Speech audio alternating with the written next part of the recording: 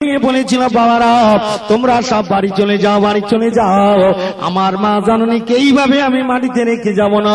আল্লাহ পাক আল্লাহ তাআলা আমার যতদিন হায়াতে রেখে দেবেন আমার মা জননীর মাথাটা আমি কোলে করে নিয়ে ততদিন বসে থাকবো। তোমরা বাড়ি চলে যাও, আমার মায়ের সোনার মতন মাথাটা আমি কবরে দিতে দেব না।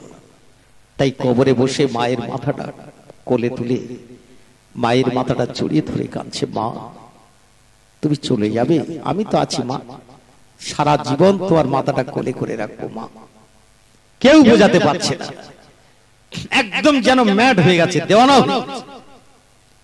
অনেক বুঝিয়ে সুঝিয়ে কবর থেকে তুলে বাড়ি নিয়ে আসা হলো, মার বুকে শেষ মাটি দিয়ে তুমি পাগল হয়ে গেছে।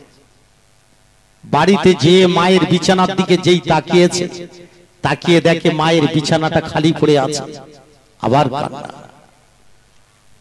ওই কুটির ঘরের দিকে তাকিয়ে বলেছিল, হে আব্বার কুটির ঘর, তুমি আমার আব্বাকে তাড়িয়েছো, আমার মা জননীকে তাড়িয়েছো, ওই ঘরে আল্লাহ আমার যতদিন হায়াতে বাঁচিয়ে রাখবে ওই ঘরে আমি আর কোনোদিন উঠবো না।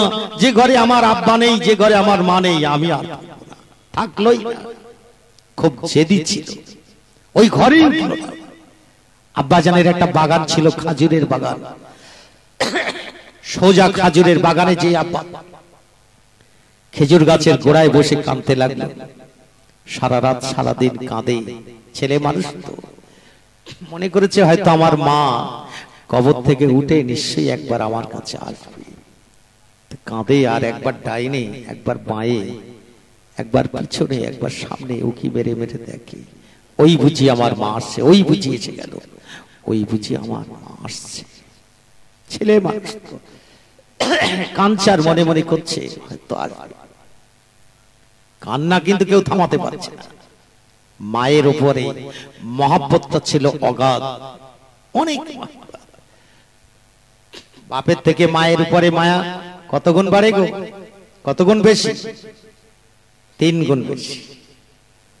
হ্যাঁ, সাহাবী হুজুরা বলেছিলেন, ইয়া রাসূলুল্লাহ, ইয়া হাবিবাল্লাহ, হুজুর আমার আব্বাকে ভালোবাসবো না, মা জননীকে ভালোবাসবো। আল্লাহর নবী আল্লাহর রাসূল বলেছিলেন, ও বাবা সাহাবীরা, তোমরা তোমার মা জননীকে ভালোবাসো। আবার বললেন, ইয়া রাসূলুল্লাহ, ইয়া হাবিবাল্লাহ, আমরা আমার বাপকে ভালোবাসবো না, মাকে ভালোবাসবো। আল্লাহর নবী বলেছিল, বাবা সাহাবীরা, তোমার মা জননীকে ভালোবাসো।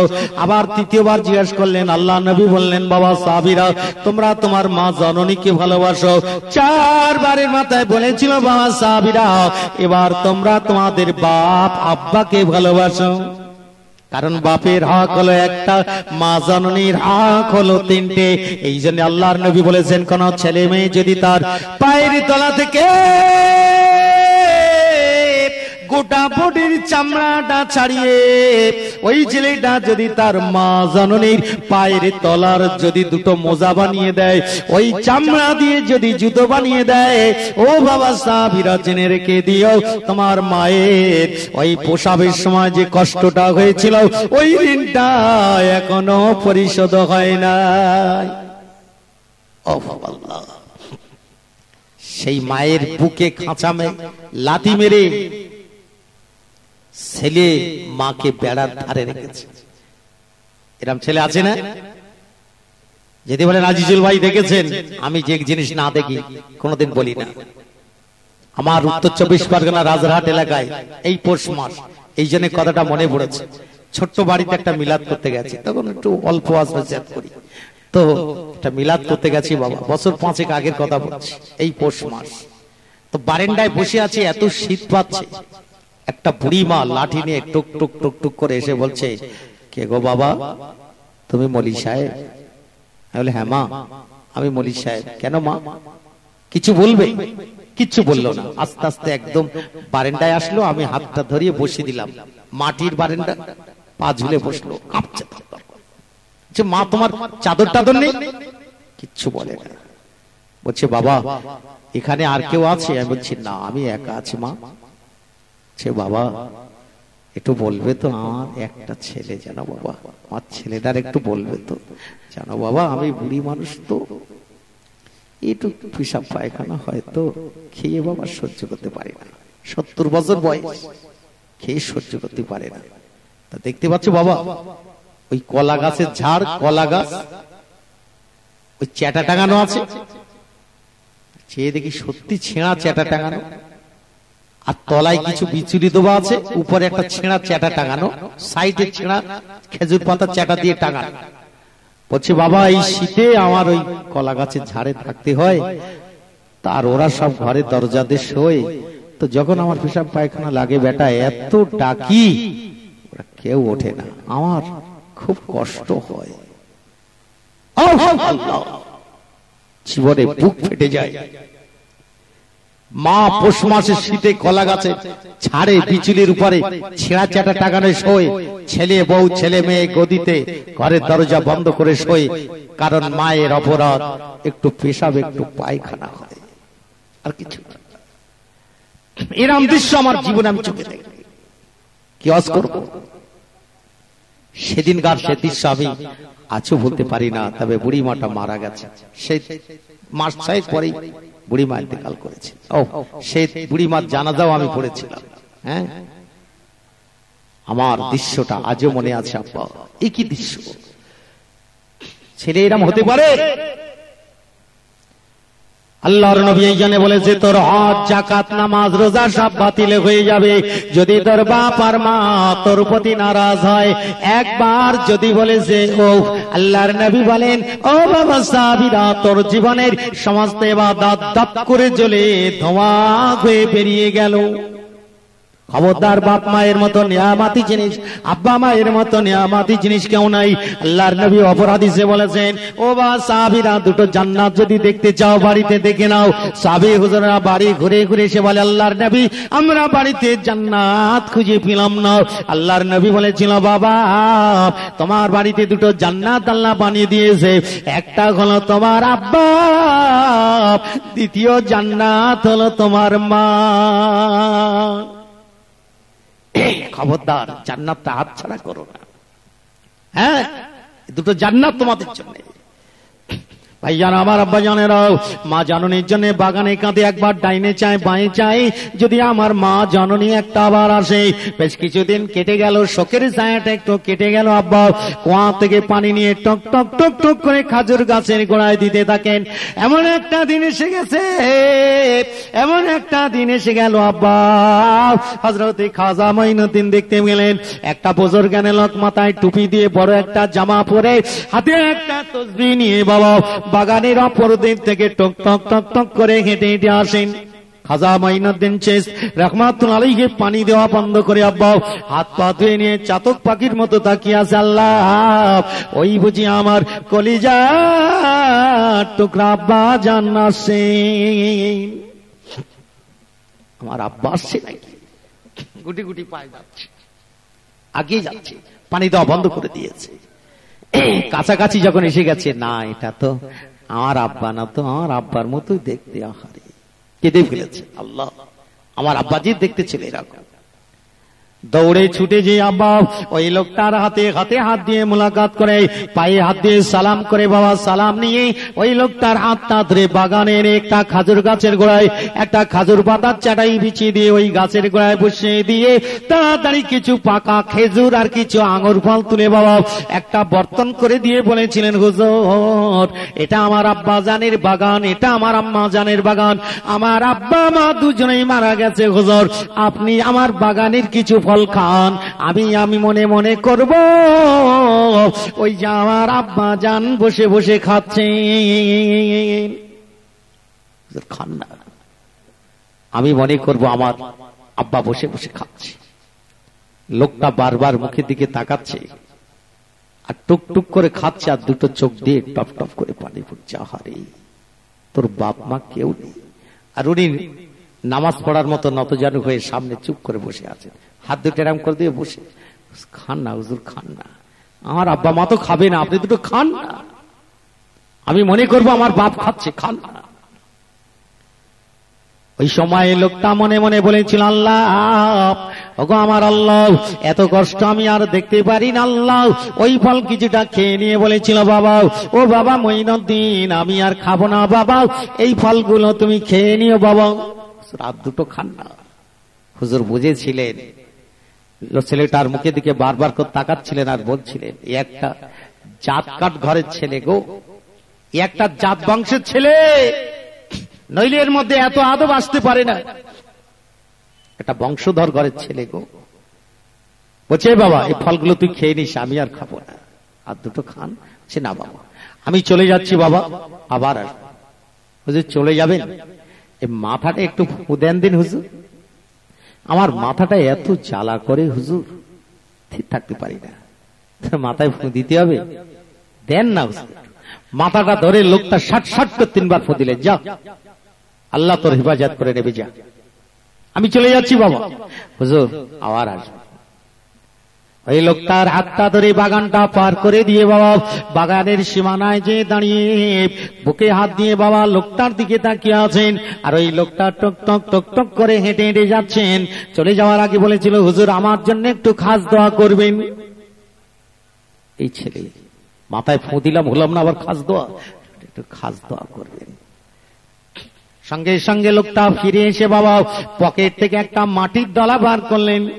এই মাটির দলাটা গালের ভিতরে দিয়ে কর্মার কর্মার করে চিবিয়ে হাতে উগরে বার করে নিয়ে বলেছিল, বাবা ও বাবা মঈনুদ্দিন একটু হাকার, বাবা হাকর। হযরতে খাজা মঈনুদ্দিন মনে করেছিল আল্লাহ যা দেয় দিকে যাও, লোকটা তো নামাজি মুসল্লি। উনি সঙ্গে সঙ্গে গালটা হা করেছিলেন। আব্বা ওই মাটির চিবানাটা নিয়ে খাজা বাবার গালের ভিতরে ছুঁড়ে দিয়ে ওই গালটা চেপে ধরে বলেছিল, বাবা এই মাটি চিবানাটা গিলে নে আল্লাহর রহমত, আল্লাহর দয়া নাযিল হবে। গিলে ফেলছে, গিলে ফেল। খাজা মঈনুদ্দিন বলেছিল, আল্লাহ যা দেয় দিক। লোকটা নামাজি মুসল্লি তো টুপ করে গিলে নিলেন। ওই লোকটা বোতলে করে একটু পানি গালে দিলেন, লে বাবা যা আল্লাহ তোর হেফাজত করবে বলে লোকটা চলে গেল। খাজা বাবা একভাবে তাকিয়ে আছেন। লোকটা 10 পা 15 পা করে যায়, একবার করে তাকায় আর ঝরঝর করে কাঁদে, আল্লাহ আল্লাহ তুমি জীবনে আর কাউকে এতিম করো না, আল্লাহ আমার কলিজা, আমার জীবন শেষ হয়ে গেল, আমি আর সহ্য করতে পারি না, আল্লাহ পৃথিবীতে তুমি আর কাউকে এতিম করো না। যেই আড়াল হয়ে গেল, খাজা মঈনুদ্দিন কেঁদে ফেলেছেন। উনি কাঁদতে কাঁদতে বাগানে চলে এলেন। ওই লোকটার সঙ্গে জীবনে আর কোনোদিন সাক্ষাৎ হয়নি। ওই লোকটা কে ছিল?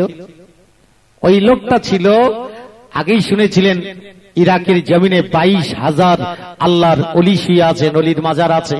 এই 22,000 অলিদের ভিতরে 1 নাম্বার সারির একজন আল্লাহর অলি, যার নাম ছিল হযরতে ইব্রাহিম কন্দুজি রাহমাতুল্লাহ আলাইহি।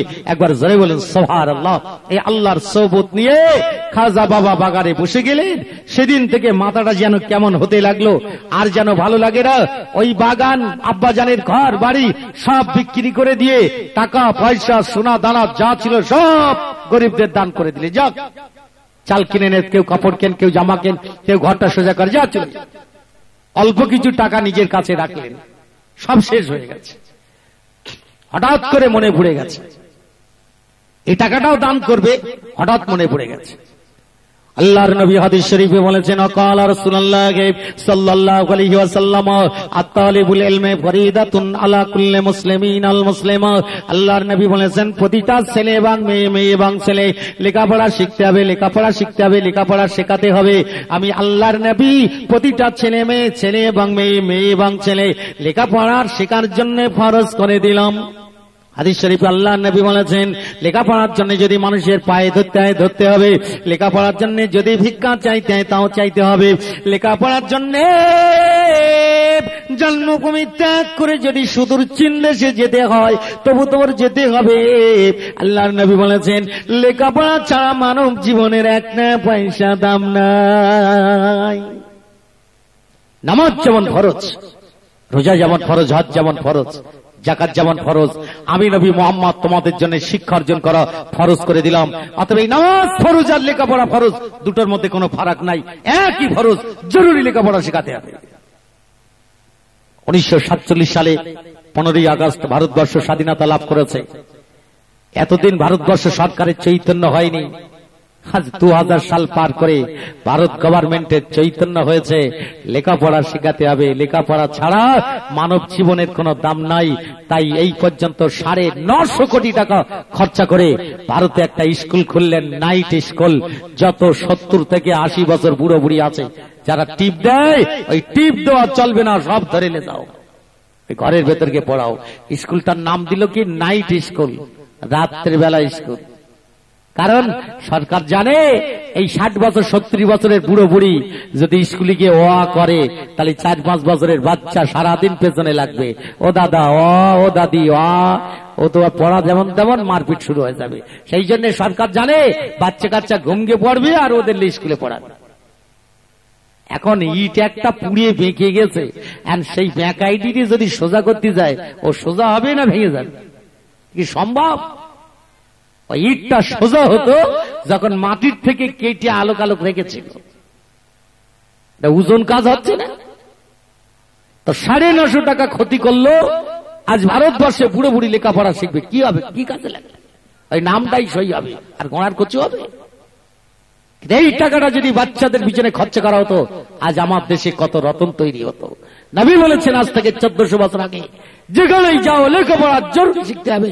যে জাতির লেখাপড়া নাই তার মেরুদণ্ড নাই, যে জাতির লেখাপড়া নাই তার সম্পদ নাই, যে জাতির লেখাপড়া নাই তার জীবনের 1 নয়া পয়সা দাম নেই। নবী বলেছে নামাজ যেমন ফরজ, লেখাপড়া শিক্ষা অর্জন করা তেমনই ফরজ।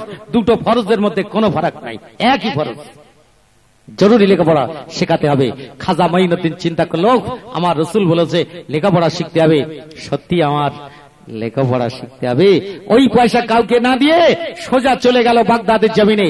তৎকালীন যুগে সবচাইতে বড় শিক্ষার কেন্দ্র ছিল পৃথিবীর মধ্যে বাগদাদ শরীফে যে কলেজটা ছিল, university of all the world, তাম বিশ্ব জগতের শিক্ষার কেন্দ্র। সেখানে তিনি ভর্তি হলেন। ভর্তি হয়ে খাজা মাইনুদ্দিন এত ব্রেনিয়ে ছিল, সেখানে মাওলানা পাশ করলেন, মুফতি পাশ করলেন, বড় লেকচারার হলেন। ডিগ্রি হলো কটা? হাফেজ, কারি, মাওলানা, মুফতি, লেকচারার। 5টা কোয়ালিফিকেশন, 5টা ডিগ্রি নিয়ে খাজা মাইনুদ্দিন বেরিয়ে এসে আজ বিরাট সুখ্যাতি পেলেন ইরাকের জমিনে। এত বড় পণ্ডিত বর্তমানে নাই। আজ বাগদাদের ইউনিভার্সিটিতে প্রমাণ হয়ে গেল এইরকম ব্রেনীয় ছেলে আজ পর্যন্ত কলেজে আসে, সুনাম কিনলেন। আব্বাজের আমার ভাইজানেরা, এত বড় পণ্ডিত মানুষ হয়ে এবার উনি চিন্তা করলেন, এটা আমার চাইরি শিক্ষা হলো, আল্লাহ পেতে গেলে আমার আর একটা শিক্ষার প্রয়োজন আছে। সেই শিক্ষা কোথায় পাবো? যারা আল্লাহ হয়ে গেছে তাদের কাছে যেতে হবে। তালাশ করতে লাগলেন, তালাশ করতে করতে বাবা হাঁটতে লাগলেন, মুসাফির হয়ে গেল মদিনার কাছাকাছি ইরাকের শেষ প্রান্তে পাহাড়ের কোলে ছোট্ট একটা গ্রাম। ওই গ্রামটার নাম হচ্ছে হারুনি। উনি যখন গেলেন, এশার আজান হচ্ছেন, উনি বুঝতে পেরেছেন এই গ্রামে কিছু মুসলমান আছে, আজান হচ্ছে। দৌড়ে দৌড়ে মসজিদে যে বাবা ওযু বানিয়ে এশার নামাজ আদায় করলেন। হুজুর আমার দেখলেন 1000-এর মতো মুসল্লি ওই মসজিদে আছেন। উনি নামাজ আদায় করে বাবা বসে রইলেন। একটা বৃদ্ধ মানুষ, বুড়ো মানুষ আল্লাহ আল্লাহ আল্লাহ আল্লাহ জিকির করলেন। 1 ঘন্টা জিকির করার পর একটু দোয়া করলেন। সমস্ত মুসল্লিরা ওই লোকটার হাতে মোলাকাত করে যে যার বাড়ি চলে গেল। খাজা বাবা মসজিদের এক কোণে যে চুপটি করে দাঁড়িয়ে রইলেন। ওই বৃদ্ধ মানুষটি বেরিয়ে এসে খাজা বাবাকে দেখে বলেছিল, বাবা সব লোক তো চলে গেল, বাবা রাত হয়ে গেল, তুমি কেন এখন ওখানে দাঁড়িয়ে আছো? বলে হুজুর বেয়াদবি মাফ করবেন, হুজুর বেয়াদবি মাফ করবেন, আমি একজন যাযাবর, আমি একজন মুসাফির। এই রাত্রে পাহাড়ি এলাকা চিন্তা করছি কোথায় যাই। এই জন্য আমি দাঁড়িয়ে দাঁড়িয়ে চিন্তা করি, হুজুর আমার বাপ মা, ঘর বাড়ি আমার আর কিছু নাই, দয়া করে যদি রাতটা একটু কাছে রাখেন হুজুর, সকালবেলা আমি আবার ফজর নামাজ বাদে বেরিয়ে যাব, দিনের বেলা আবার হাঁটতে শুরু করব। আমার অচেনা জায়গা, একটু রাতটা থাকতে দেবেন? আরে বাবা আমার জায়গা খালি পড়ে আছে, আসো, এসে এসো। সাথে করে নিয়ে নিজের খাস কামরায় নিয়ে গেলেন। কামরায় নিয়ে যে ঘরের দরজা বন্ধ করে দিয়ে ওই লোকটা বলেছিল, বাবা এত রাত্রে তুমি আমার বাড়ির মেহমান, এখন বলো আমি তোমাকে কি এমন খেতে দেব? হুজুর আমার কিচ্ছু লাগবে না, 24 ঘন্টায় আমি একখানা করে রুটি খাই, সে আমি দুপুরে খেয়েছি, আল্লাহ। এই ছেলে ওই দেয়ালের গায়ে থলেটা রয়েছে, থলেটা দাও তো, থলেটা পারো না? খাজা মাইনুদ্দিন বলছে আমি থলেটা পেড়ে বৃদ্ধ মানুষের কাছে দিলাম। বৃদ্ধ মানুষ থলের ভিতরে হাত দিয়ে দুখানা রুটি বার করে আমার কাছে ছুড়ে দিয়ে বলল, নে বাবা, এই রাত্রে তোকে আর কি দেবো বেটা, এই রুটি দুখানা খেয়ে আল্লাহর শুকরিয়া আদায় করো। খাজা আজমিরি বলছেন, রুটি দুটো আমার হাতে যে দিয়েছে এত গরম, তাড়াতাড়ি করে আমি আমার পাশে রেখে দিয়েছি, আমি হাতে রাখতে পারলাম না। চিন্তা করছি, এত গরম রুটি, যে লোকটা মসজিদে 2 ঘন্টা বসে থাকলো, থলেটা কখন টাঙিয়েছে তার ঠিক নাই, কিন্তু এত গরম রুটি হুজুর পেল কোথায়? উনি জিজ্ঞেস করছে, হুজুর এই গরম রুটি আপনি কোত্থেকে আনলেন? বাবা দিয়েছি, খাও। অত কথা কেন? খাজা মাইনুদ্দিন বলছে, সেদিন গাজা আমি 2টো স্বাদের রুটি খেয়েছিলাম, এইরকম স্বাদের রুটি আমার জীবনে কোনোদিন খাইনি। এই রুটি 2টো কোথাকার রুটি ছিল? এই রুটি 2টো ছিল জান্নাতে ফেরদাউসের রুটি। এটা জোরে বলেন সুবহানাল্লাহ। আল্লাহ পাকের যারা নেক বান্দা হয়ে যায়, আল্লাহ পাক তাদের জান্নাতি খানা দুনিয়াতেও খাওয়ায়। যেমন বখতিয়ারি কুতুবউদ্দিন দিল্লি শুয়ে আছেন, ওনার জীবনী পড়ে দেখেন। উনি বলছেন, একদিন আমার পীরের সঙ্গে আজ খাজা বাবা বললেন, চলো বেটা জঙ্গলে যাব। তো জঙ্গলে যাচ্ছেন, হাঁটতে হাঁটতে 3 দিন 3 রাত হাঁটলেন। হাঁটতে হাঁটতে হঠাৎ একটা পাহাড়ের ধারে যে আমাকে বলছে, বাবা বখতিয়ারি, এই পথটা দিয়ে সোজা চলে যাবে, যে সেই যে পাহাড় দেখছো, ওই পাহাড়ে এই পথ যেন ছাড়বে না। ওই পাহাড়ের কাছে যে দেখবে 2টো বাঘ বসে আছে, খবরদার বাঘ 2টো দেখে যেন ভয় পাবে না। বাঘ 2টোকে সালাম দেবে, সালাম দিয়ে দেখবে মাঝখান দিয়ে একটা সুড়ঙ্গ পথ পাহাড়ের ভিতরে, ওই গর্তের ভিতরে ঢুকে যাবে। কিন্তু বাঘ খুব আঁকপাঁক করবে, খবরদার যেন ভয় করবে না। তুমি শুধু সালামটা দেবে, সালামটা দিয়ে ও বাঘ বাঘের জায়গায় থাকবে, তুমি মাঝখান দিয়ে ভিতরে চলে যাবে। ওই গর্তের ভিতরে যে, পাহাড়ের ভিতরে যে দেখবে শেষ প্রান্তে, মানে গর্তের শেষ প্রান্তে দেখবেন একটা বুড়ো মানুষ আর কখানা সর একটা চ্যাটাইয়ের উপরে বসে আছে, এই রুটি 2খানা দিয়ে আসবে। হযরতে বখতিয়ারি কুতুবউদ্দিন কাকি রহমাতুল্লাহ আলাইহি বলছেন, আমি রুটি 2টো নিয়ে চলে গেলাম। ওহ আল্লাহ, পাহাড়ের কাছে যে দেখি ওই গর্তের মুখের কাছে 2টো বাঘ যেভাবে চোখ বার করে আমার দিকে একটা আওয়াজ করেছে, আমি তখন আর আমি নেই, চিন্তা করেছি কিন্তু ছুটবো না পালাবো। কিন্তু আমার পীর বলেছেন, ওখান থেকে নড়বে না, ভয় করবে না, সালামটা দিয়ে চলে যাবে। আমি আমার পীরের দিকে লক্ষ্য করে বাঘ 2টোকে সালাম দিয়ে আজ ওদের মাঝখান দিয়ে আমি গর্তের ভিতর ঢুকে গেলাম। কিছুটা দূরে যেয়ে দেখি একজন বুড়ো মানুষ, তার শুধু হাড় কখানা সার, গায়ে আর মাংস নেই, সেখানে চুপ করে বসে আছে। আমি সালাম দিয়ে রুটি 2খানা দিলাম, বললাম হযরতে খাজা মাইনুদ্দিন পাঠিয়ে দিয়েছে। উনি রুটি 2টো নিয়ে একটা ব্যাগের ভিতরে ঢুকিয়ে দিলেন, দিয়ে যে চ্যাটার উপর বসে আছে সেই চ্যাটাটা উঁচু করে ওর তলায় থেকে 2টো খেজুর আমাকে দিলেন, যাও বাবা এই খেজুর 2টো নিয়ে যাও। আমি সেই খেজুর 2টো এনে সোজা পীরের হাতে দিলাম। হযরতে খাজা বাবা নিজে একটা খেলেন, আমার একটা খাওয়ালেন। বললে, বাবা কোথাকার খেজুর খেলে বলো তো? বলছে, হুজুর আমি কোথাকার খেজুর কি করে বলবো? কবে বলা, বাবা এটা জান্নাতে ফেরদাউসের খেজুর। একটু জোরে বলেন সুবহানাল্লাহ। ঠিক হো, জান্নাতের খাবার খেয়েছেন? হ্যাঁ আব্বা জান, আমার ভাই জানেরা, শুনলে বাবা অবাক হয়ে যাবেন। হযরতে খাজা মাইনুদ্দিন আজ আপনার চিন্তা করেছেন, ওই বাড়ির ভিতরে রুটি 2খানাকে ঘরের দরজাটা বন্ধ করে গল্প গুজব আলাপ আলোচনা শুরু করেছেন। গভীর রাত্রি যে খাজা মাইনুদ্দিন বলছে, হুজুর আমি আপনার কাছে বায়াত হব, মুরিদ হব, আপনি আগে আমার বায়াত করতে হবে।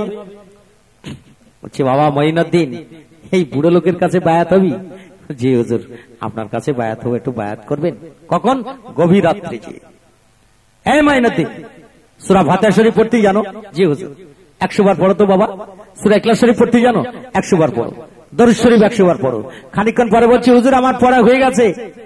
ওরে বাবা রে, এত তাড়াতাড়ি তুমি পড়লে কি করে? তুমি হাফেজ না কারি? বলছে, হুজুর আমি হাফেজ এবং কারি।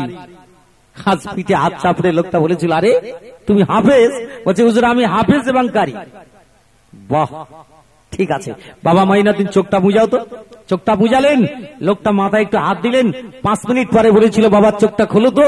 খাজা মাইনুদ্দিন চোখ 2টো খুললেন, চোখ 2টো লাল জামা ফুল হয়ে গেল, টুকটুকে লাল হয়ে গেছে। এই বাবা মাইনুদ্দিন কিছু দেখতে পেলে? হুজুর আমার নসিব খারাপ, আমার আব্বা নেই, আমার মা জননী নেই, আজ আমার আসলি আজ আমার দোয়া করার লোক সব চলে গেছে। হুজুর আপনার নেক দোয়ার বাবরকতে আল্লাহ পাক রব্বুল আলামিনের কুদরতি রহমতে সপ্তম আসমানে যা কিছু আছে, সপ্তম আকাশে যা কিছু আছে, আল্লাহ পাক আমাকে সব কিছু দেখিয়ে দিয়েছে। একটু জোরে বলেন সুবহানাল্লাহ, একটু জোরে বলেন সুবহানাল্লাহ। আমি সব দেখতে পেয়েছি। এটা দরুদ শরীফ। আল্লাহুম্মা সাল্লি আলা।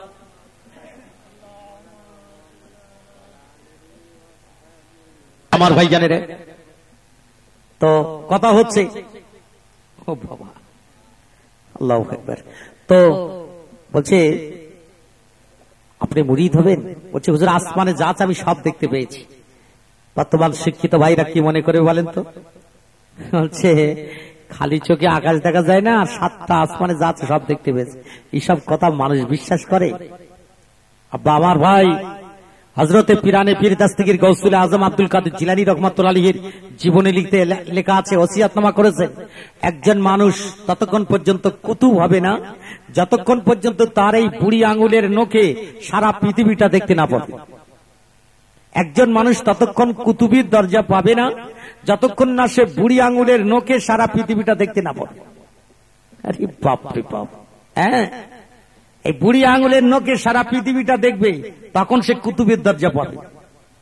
আর গৌসুল আজম আব্দুল কাদের ছিলেন কুতুবের উপরে হচ্ছে গৌস। এবার শুধু গৌস নয়, পৃথিবীতে যত গৌস এসছে তিনি ছিলেন গৌসদের সর্দার। তিনি কি দেখতেন? আরে বাপ রে বাপ। আব্বাজি আমার ভাইজানেরা বলে হুজুর আমি সব দেখতে পেয়েছি। দ্বিতীয়বার বললেন হুজুর সপ্তম জমিনের নিচে যা কিছু আছে আমি সব দেখতে পেয়েছি। এবার তোকে বায়াত করব। মুরিদ করলেন। বায়াত করার পর বলছে হুজুর আমি আপনার কাছে থাকবো। বলে থাক। এক টানা 5টা কোয়ালিফিকেশন ডিগ্রি নিয়ে ওই বুড়ো মানুষটার পা টিপেছে, পায়খানার পানি তুলেছে, পায়ের জুতোগুলো নিয়ে বেরিয়েছে। হ্যাঁ, 5টা ডিগ্রিধারী মানুষ। 20 বছর পর ওই বুড়ো মানুষটা বললেন বাবা মঈনুদ্দিন তুই কি সারা জীবন আমার কাছে কাটাবি? হ্যাঁ, একটু দুনিয়াটা বেড়াও, দেখো আল্লাহ কি বানিয়েছে। বলে হুজুর আমার পীর যদি বলে তাহলে আমি যাব। বলে ও আমি বলি না তাই যাস না, যাও বাবা একটু বেরিয়ে এসো তো। 20 বছর পর খুশিতে বাগবাগ রাত্রে সব জিনিসপত্র সামানপত্র গুছিয়ে নিয়ে ফজরের নামাজ পড়ে হুজুরের কাছে বিদায় নিতে গেলেন। হুজুর আমি একটু বেড়াতে যাব। যাও। জিজ্ঞেস করছে হুজুর কোথায় যাব? বলছে বাবা মঈনুদ্দিন প্রথমে আগে আল্লাহর কাবা শরীফটা জিয়ারত করো, যাও। কেন বলেন? এই জন্য আমেরিকার বিশ্বাসঘাতক বেঈমানেরা আমাদের পাগল বলে। সারা বিশ্বের মুসলমানেরা পাগলের জাত, কিছু বোঝে না। এরা টিভি দেখে না, মোবাইল চেনে না, এরা ফোন করে না, নাচ গান দেখে না, ড্যান্স করে না, এরা আজ মদ পান করে না, সুরা পান করে না, আনন্দ ফুর্তি করে না। এদের মতন ওল্ড মডেলের লোক পৃথিবীতে আছে। আজ দেখো আল্লাহর ওলি বললেন কোথায় যাব? হুজুর বললেন কাবা শরীফ দেখে আসো। আরে পাথর, কাবা বাইতুল্লাহ শুধু পাথর আছে, আর তো কিছু নাই। তাহলে নিশ্চয়ই এদের পাগল বলবে। আমার ছেলে যদি বলে আব্বা কোথায় বেড়াতে যাব, নিশ্চয়ই আমি আজিজুল হক বলবো আগে কলকাতা সায়েন্স সিটিটা দেখে আয় বাবা কি কীর্তি করেছে, তবে তো বিজ্ঞানের পরিচয় হবে। কিন্তু আল্লাহর ওলি বললেন আগে কাবা ঘরটা তওয়াফ করে এসো। কারণ আল্লাহর নবী হাদিস শরীফে বলেছে যে জীবনে একবার কাবা ঘর দেখলো, কাবা বাইতুল্লাহ দেখলো, কাবা ঘর দেখার সাথে সাথে আল্লাহ তার জীবনের সমস্ত গুনাহ মাফ করে দিলেন। এটা জোরে বলেন সুবহানাল্লাহ। শুধু তাই নয়, আল্লাহ রাসূল হাদিস শরীফে বলেছে যে আল্লাহর কাবা বাইতুল্লাহ দেখলো সে আল্লাহ পাককে দেখলো, যে আল্লাহ পাককে দেখলো সে কাবা বাইতুল্লাহ শরীফ দেখলো। জোরে বলেন সুবহানাল্লাহ। যাও আগে কাবা শরীফটা তওয়াফ করে এসো। মাথা মোটা আমেরিকা, তুই বুঝবি কি?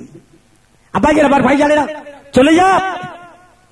আজ কাবা বাইতুল্লাহ তওয়াফ করে খাজা গরিবে নওয়াজ মাপ চাইলেন। 3 মাস কাঁদলেন কাবার কাছে। কাবা শরীফ থেকে আওয়াজ হচ্ছে খাজা মঈনুদ্দিন আল্লাহ পাক রব্বুল আলামিন তোমার দোয়া কবুল করে নিয়েছে। আরে তুমি এখানে বসে কাঁদছো কেন? চলে যাও সুদূর মদিনাতুল মুনাওয়ারায়। আল্লাহর নবী আল্লাহর রাসূল তোমাকে ডাক দিয়েছে, তোমাকে দেখার জন্য লালায়িত হয়ে গেছে, তুমি এখানে পড়ে আছো কেন? খাজা মঈনুদ্দিন বললেন ওফ আল্লাহ, আমার আল্লাহর কাবা জিয়ারত করা হলো কিন্তু আমার রাসূলের রওজা জিয়ারত করা হলো না। আমার নবী রওজায় যেতে হবে।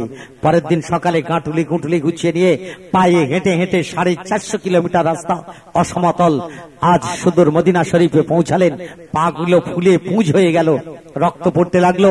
ওই মসজিদে নববী আমার রাসূল নিজে হাতে করে মদিনা শরীফে একটা মসজিদ তৈরি করেছিলেন, 5 ওয়াক্ত নামাজের মসজিদ। এই মসজিদটার নাম মসজিদে নববী। বর্তমান পৃথিবীতে এত বড় মসজিদ নাই যে মসজিদে একসঙ্গে 20 লক্ষ মানুষ বসে নামাজ আদায় করে। জোরে বলেন সুবহানাল্লাহ।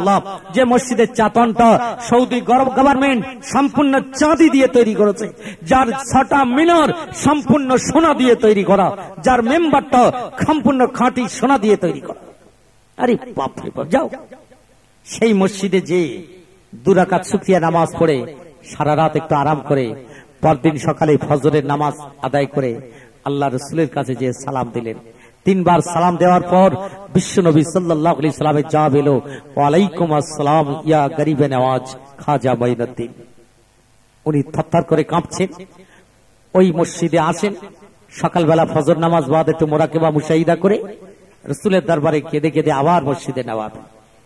টানা 1 মাস পর হঠাৎ করে আল্লাহ রসুলের রওজা মোবারকের খাদেম ডাক দিচ্ছে, এ বাবা, মসজিদের হাজী সাহেবানরা, মসজিদের হাজী সাহেবানরা, এ মদিনার হাজী সাহেবানরা, মসজিদে নবাবির মুসল্লিরা, বাবা একটু শুনে যেও, যার নামটা মঈনুদ্দিন আমার সঙ্গে একটু দেখা করে যাবে।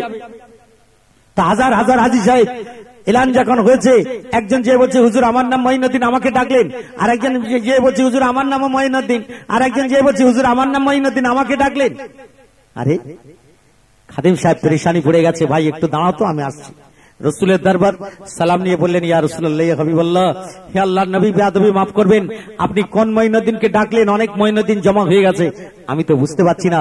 আল্লাহ রসুল আজ রুহানি হালতে জানিয়ে দিল, বাবা খাদেম, ওই মঈনুদ্দিনকে ডেকে দাও যার বাপের নাম খাজা গিয়াসউদ্দিন, যার মায়ের নাম আম্মাজান উম্মুল ওরা। এই খাজা গিয়াসউদ্দিনের বেটা মঈনুদ্দিনকে ডাকো। উনি ফিরে এসে বললেন, বাবা মঈনুদ্দিনেরা, যার নাম খাজা মঈনুদ্দিন, যার বাপের নাম খাজা গিয়াসউদ্দিন, এই নামের কেউ আসো? তখন সমস্ত মঈনুদ্দিন বলছে, হুজুর না, আমার বাপের নাম ওই নাম নয়। খাজা গরিবে নওয়াজ পাশে দাঁড়িয়ে শুনছিলেন, উনি কাঁপছিলেন, আমার বাপের নাম তো খাজা গিয়াসউদ্দিন, আমার নাম তো মঈনুদ্দিন, আমাকে ডাকলো। উনি যে বলছে, হুজুর আমার নাম খাজা মঈনুদ্দিন, আমার বাপের নাম খাজা গিয়াসউদ্দিন। উনি পিঠে হাত দিয়ে চাপড়ে বলেছিল, বেটা তোর নসিব, তোর দরজা বড়, স্বয়ং আল্লাহর নবী আল্লাহর রসুল তোরে ডাক দিয়েছে। একটু জোরে বলেন সুবহানাল্লাহ। চলো বাবা, আসামির মতো ধরে নিয়ে যাচ্ছে। রওজার কাছে যে দরজাটা খুলে বলল, বাবা মঈনুদ্দিন, আল্লাহ রসুলের রওজার ভিতরে যে কদম মোবারকের কাছে দাঁড়িয়ে সালাম দিয়ে চুপ করে দাঁড়াবে, যেন কোনো বেয়াদবি না হয়। আমি দরজা টেনে দিচ্ছি,